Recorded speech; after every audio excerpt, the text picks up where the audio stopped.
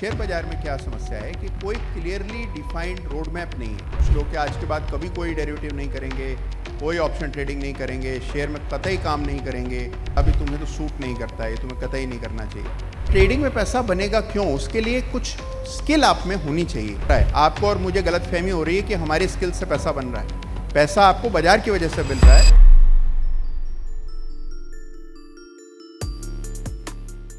Unfortunately देखिए, stock market में entry का कोई सही ढंग नहीं है।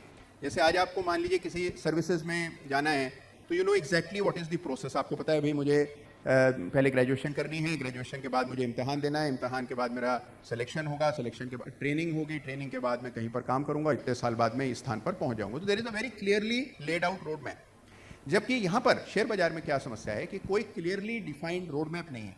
लोग अलग अलग समय पर अलग अलग तरह से शुरुआत करते हैं। कुछ लोग ऐसे बाजार में आते हैं कि भाई कोई आईपीओ निकला, पहले कभी बाजार की तरफ देखा ही नहीं था, एक आईपीओ की बड़ी चर्चा हो रही थी, तो अचानक से मन करा चलो हम भी लगा के देखते हैं। तो that is how they begin in the markets. कुछ ऐसे होते हैं जिनके पड़ोसी बहुत पैसा कमा चुके होते हैं, तो पड़ोसी की ईर्ष्या में वो जो है ट्रेडर बन जाते हैं, इन्वेस्टर बन जाते हैं। ऐसे भी लोग मिलते हैं। तो लोगों की जर्नी जो है वो अलग अलग कारणों से शेयर बाजार में जुड़ते हैं, कोई कॉन्क्रीट प्लान लेकर के नहीं आता है।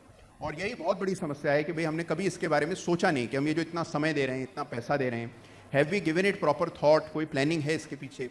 अगर प्लानिंग नहीं है तो जर्नी जो है वो बड़ी टफ हो जाती है। कई बार आप गलतियां करते हैं, अपना हार्ड एंड पैसा खो बैठते हैं और फिर निराशा होती है, फिर उसके बाद फिर से सीखते हैं। एक चीज़ और शेयर बाजार की बहुत पावरफुल है जो मैंने अपने अनुभव में देखी है कि एक बार आप शेयर बाजार से दिल लगा लेते हैं तो फिर ये ऐसा है कि आपको हमेशा अपनी ओर खींचता रहता है। तो आप कुछ समय के लिए प्रण कर लेते हैं, संकल्प भी करते हैं कुछ लोग कि आज के बाद कभी कोई डेरिवेटिव नहीं करेंगे, कोई ऑप्शन ट्रेडिंग नहीं करेंगे, शेयर में कतई काम नहीं करेंगे। ठीक है, हमारे गृह चाल जो है वो इसके लिए अनुमति नहीं देते। एक सज्जन मुझे मिले थे, मुझे कहते हैं जी मैं पंडित जी से मिला, उन्होंने कहा भी तुम्हें तो सूट नहीं करता है, तुम्हें कतई नहीं करना चाहिए। लेकिन उसके बाद भी वो 2 साल बाद करते हुए पाए गए। तो मैंने कहा भाई क्या वजह रही? तो कहते सर उस समय दशा और थी, अब मेरी दशा बदल गई। तो समस्या क्या है कि शेयर बाजार आपको अपनी ओर खींचता रहता है। और अगर आपके साथ भी ये हुआ है कि आपने भी कई बार सोचा कि नहीं करूंगा लेकिन फिर करते रहते हैं, तो कर ही रहे हैं तो अच्छे से कीजिए। मेरा बस इतना कहना है, भाई करना तो है ही आपको। एक बार आप करने लगेंगे तो फिर वो करते ही रहेंगे। कितने लोग ऐसे हैं जो चार्ट देखते हैं? अरे अच्छा, और कितने लोग हैं जो चार्ट बिल्कुल नहीं देखते हैं? अच्छा, तो कुछ लोग ऐसे हैं जिन्होंने दोनों में ही हाथ नहीं खड़े किए, तो वो अनडिसाइडेड हैं कि चार्ट देखते हैं या नहीं देखते हैं। लेकिन अभी देखिए, मैं मानता हूं कि इस कमरे में 60% लोग चार्ट देखते होंगे और शायद 40% ऐसे हैं जो चार्ट नहीं देखते हैं। तो सबसे पहले तो मेरा आप सबसे करबद्ध निवेदन है, ये मैं आपको अपने अनुभव के आधार पर कह रहा हूँ। और जैसा मैंने अभी आपको बताया, at the risk of sounding slightly more old, I still told you कि I have spent 25 years here. तो इतने अनुभव के आधार पर आपको कह रहा हूँ कि देखिए, बिना चार्ट के बहुत लंबी यात्रा नहीं होती है। बाजार बदल रहा है, वो बाजार नहीं है जो 20 साल पहले था। 20 साल पहले बहुत और चीज़ें संभव थी। अब धीरे धीरे करके बाजार वो चीज़ें बंद होती रहती हैं। बाजार एक मूविंग कॉम्प्लेक्स अडेप्टिव सिस्टम है जिसमें नए नए आयाम पैदा होते रहते हैं और पुराने आयाम बंद होते रहते हैं। तो आपको समय के हिसाब से बदलना है और चार्ट्स जरूर देखने हैं, और चार्ट्स भी देखने हैं इन अ प्रोफेशनल वे। जब तक आप वो नहीं करेंगे, आप में और एक साधारण सटोरिये में कोई फर्क नहीं रह जाएगा। तो if you want to do this well, do it nicely, do this well and then that is very important. आप में से कितने लोग अपने आप को ट्रेडर क्लासिफाई करते हैं और कितने लोग इन्वेस्टर? पहले मैं ट्रेडर पूछता हूं, कितने लोग यहाँ ऐसे हैं जो अपने आप को ट्रेडर मानते हैं, इन्वेस्टर नहीं, ट्रेडर? और कितने लोग ऐसे हैं जो अपने आप को इन्वेस्टर की कैटेगरी में रखते हैं? तो लगभग देखिए 70% traders, 60% traders and 40% investors. This is the breakup. तो एक चीज मैं आपको कहता हूं कि देखिए, ट्रेडिंग में पैसा क्यों मिलेगा आपको? कभी ये सोचिए, ऐसे कौन से परोपकार किए हैं आपने कि घर बैठे आपको बाजार पैसा दे? कभी सोचिए इस पर। हम लोग ऐसे सोचते हैं कि ट्रेडिंग हमारा हक है, हमें तो मिलना ही चाहिए। जब हम ट्रेडिंग कर रहे हैं 2 साल से या 3 महीने से या 10 दिन से, तो पैसा बनना ही चाहिए। भाई देखिए, ट्रेडिंग में पैसा बनेगा क्यों? उसके लिए कुछ स्किल आप में होनी चाहिए। कोई ना कोई वजह के कारण ही पैसा बन सकता है। Why will the market keep rewarding you all the time? तो इसके लिए थोड़ा सा मंथन करने की जरूरत है। देखिए, पैसा अलग अलग चीजों से बनता है। थोड़ी सी लॉन्ग टर्म अप्रोच रखिए, थोड़ी बिग पिक्चर अप्रोच रखिए, तो आप देखेंगे कि मार्केट की इनएफिशिएंसी की वजह से पैसा बन सकता है। जैसे आर्बिट्राज करते हैं लोग, तो आर्बिट्राज में पैसा बनता है because they are playing market inefficiency. कुछ को पैसा बनता है बिकॉज ऑफ स्पीड, कि उनका जो सौदा है वो पहले पड़ता है, बाकियों का सौदा बाद में जाता है, तो इस वजह से वो पैसा कमाते हैं, that is because of speed. कुछ इसलिए कमाते हैं क्योंकि उनके पास इंफॉर्मेशन असिमेट्री होती है, यानी कि मेरे पास ऐसी जानकारी है जो आपके पास नहीं है, तो मैं पैसा कमा रहा हूं। कोई ना कोई ब्रॉड फिलॉसफी पैसा कमाने के पीछे होनी चाहिए, इसको हम एज कहते हैं। तो अगर आप ट्रेडिंग में पैसा कमाना चाहते हैं तो without an edge you can not actually make money. तो first thing is, don't think कि हम भी देखते हैं करके क्या होता है। या सब कमा रहे हैं तो मैं भी कमा ही लूंगा। आप ये सोचिए कि आपके पास एज क्या है, why will you make money. अब देखिए, कभी वॉरेन बफेट को देखिए, कितने लोग ऐसे हैं जो वॉरेन बफेट को अपनी प्रेरणा स्रोत मानते हैं। कोई है ऐसा जिसने वॉरेन बफेट को अपना आराध्य माना हुआ है या माना हुआ है कि वॉरेन बफेट के कदमों पर चलेंगे? कोई नहीं, यहाँ सारे ट्रेडर लोग हैं। अच्छा चलिए, कुछ तो लोग हैं, चलिए उन्होंने खड़ा किया हाथ। तो देखिए, आप वॉरेन बफेट को देखिए, कोई उम्र बता सकता है उनकी? राइट, ये दिन 90s, 95 किसी ने कहा, शायद 94 है मेरा ख्याल। तो at 94 he is thinking about making long term investments, ठीक है ना, 94 बरस की उम्र। और यहाँ पे कुछ युवा लोग हैं, उनको अगर मैं कहूँ कि ये शेयर खरीद लो, अभी 5 साल बाद तक आप देखना कहाँ पहुँच जाएगा 5 साल में, तो कहेंगे सर 5 साल वाला नहीं, आप ये बताओ सर 5 दिन में कौन सा बढ़ने वाला है। और कुछ ऐसे भी हैं जो कहते हैं सुबह बता दीजिए जो शाम तक बढ़ जाए, ऐसे भी लोग होते हैं। तो this is the difference in thought process. He is looking for long term investments. Time itself is an edge. Time, जो आदमी बाजार को समय देने को राजी होता है, जिसको लिक्विडिटी का स्ट्रेस नहीं, जिसने शेयर खरीदा उसको हर मिनट छटपटाहट नहीं है कि आज दाम क्या हुआ, तो वो अपने आप में बहुत बड़ी एज है और उसका पैसा इन्वेस्टर्स को मिलता है। तो आज एक छोटा सा आपको एक्सपेरिमेंट करने को कह रहा हूं। जो भी स्टॉक्स आपके पास हैं, जो भी लिए हुए हैं, चाहे ट्रेडिंग के लिए लिए हों, चाहे इन्वेस्टिंग के लिए लिए हों, आप उसमें ये देखें कि क्या वो रिलेटिव आउट परफॉर्मर है to the Nifty. If it is not a relative outperformer, you should look to exit. You should only be present in stocks जो कि रिलेटिव आउट परफॉर्मेंस निफ्टी के अगेंस्ट दिखा रहे हैं। और ये आजकल सॉफ्टवेयर में करना बहुत आसान हो गया है। इसको एज अ प्रिंसिपल अगर आप करते रहते हैं तो your stock selection improves dramatically. और सबसे बड़ा फैसला ट्रेडिंग में क्या है? सिलेक्शन। इसको सबसे कम समय देते हैं हम, सबसे ज्यादा समय एंट्री में लगाते हैं, most of your time in stock selection. तो जो सबसे इंपॉर्टेंट चीज है जिस पर आपको ध्यान देना है वो है शेयर का चुनाव। उसके लिए ठोस प्रक्रिया बनाइए।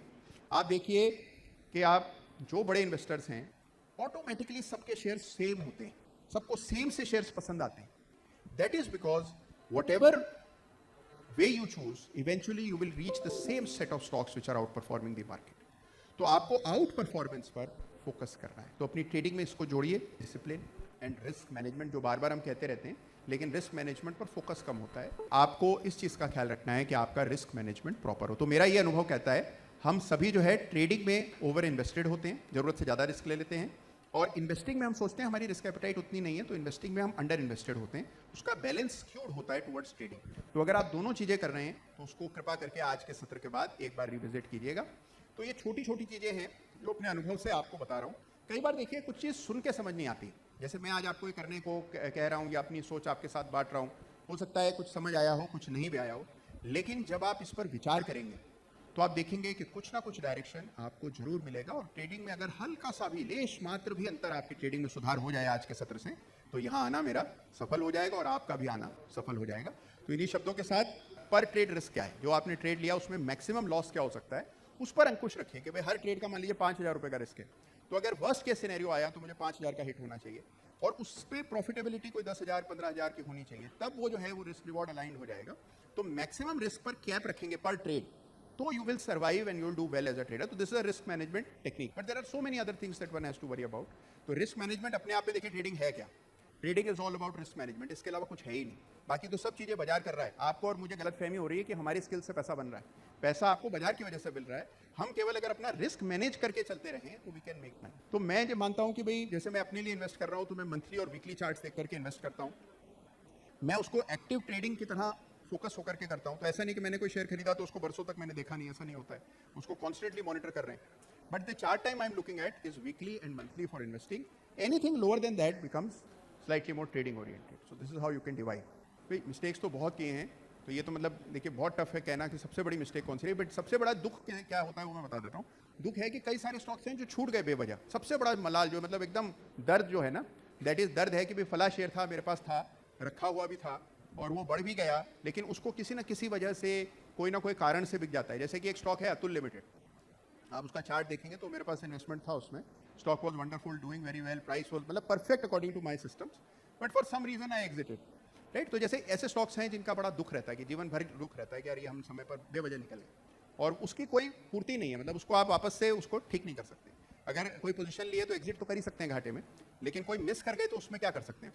तो वो सबसे बड़ा दुख रहता है कि हमने 100 ब्रेकआउट आइडेंटिफाई किए and we look at the chances of those breakouts working out. तो आप ये देखोगे कि ब्रेकआउट की सक्सेस जो है ना, that is dependent on how the market is position. So in certain market conditions breakout work wonderfully, In certain other market conditions, breakouts do not work at all. So just because there's a breakout, it is tradable. That is not there. Second चीज़ है कि चाहे breakout कितना भी अच्छा हो, उसमें exit की प्रणाली तो पहले बनानी ही पड़ेगी. तो आपको रिस्क तो लेकर के चलना ही पड़ेगा और उसके हिसाब से स्टॉप लॉस रखना पड़ेगा. जब वो स्टॉप लॉस हिट हो रहा है तो किस वजह से हो रहा है उसमें मत पड़िए. जैसे कोई शेयर बढ़ रहा है तो ये मत सोचिए क्यों बढ़ रहा है. लोग अपना सारा समय इस चीज़ में लगा देते हैं जानने में कि why is the most meaningless question. Why में मत पड़िए कि क्यों बढ़ रहा है, क्या करना है हमें.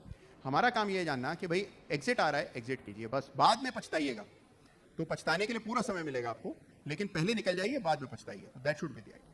अब जैसे आप देखेंगे एल्गो ट्रेडिंग आ गई है, एआई ट्रेडिंग, एआई में आ गई, एआई भी आ गई, सब चीज़ें आ गई, तो क्या इसका फर्क पड़ने लगा है पहले से? 100%. देखिए समय, मैं तो आपको ये कह रहा हूँ कि every 5 years there's a change. तो in that 25 years I've seen 5 major changes happen. तो ऐसा कभी भी नहीं होता है. वो जो चीज़ उस समय काम करती थी, उस समय मूविंग एवरेज के क्रॉसओवर्स पर लोग पैसा कमाते थे, वो जमाना था एक टाइम. आज आप सोचें कि मैं मूविंग एवरेज के 2 क्रॉसओवर लगा लूंगा और उस पर पैसा बन जाएगा, तो अब नहीं बनता है. Because markets have change, there are so many algo systems, everybody is following that same indicator, people have big data and machine learning and so much else. तो it is not going to be that simple. तो जो पहले होता था वो अब होगा ऐसा जरूरी नहीं. लेकिन एक चीज़ कांस्टेंट है, which is human psychology.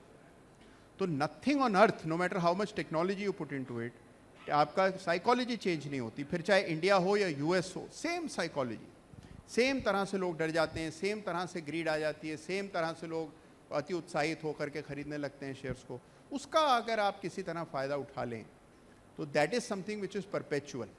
But otherwise everything changes with time.